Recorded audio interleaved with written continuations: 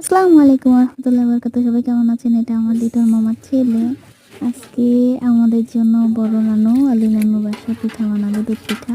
এখন দুধ পিঠার প্রসেসিং করতেছে। চিতই পিঠার গোলা গোলা এলো, ভাজা শুরু করছে। তারপরে অনেকক্ষণ ধরে চিতই পিঠা ভাজছে, যেহেতু অনেক ব্যাটার গোলাইছে, অনেকক্ষণ ধরে ভাজা হয়েছে। মামিরা ভাজছে, নানি ভাজছে।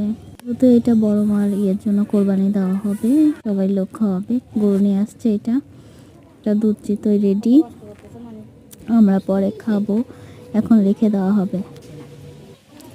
আর এমনি মুখে খাওয়ার জন্য সাদা চিতই বানানো হচ্ছিল। আমরা ততক্ষণ একটু গ্রামের বাইরে বেড়াতে গেছিলাম, তো আউটসাইডে বেড়াচ্ছিলাম। সরিষা গাছ আছে, সরিষা ক্ষেত আছে সাইডে।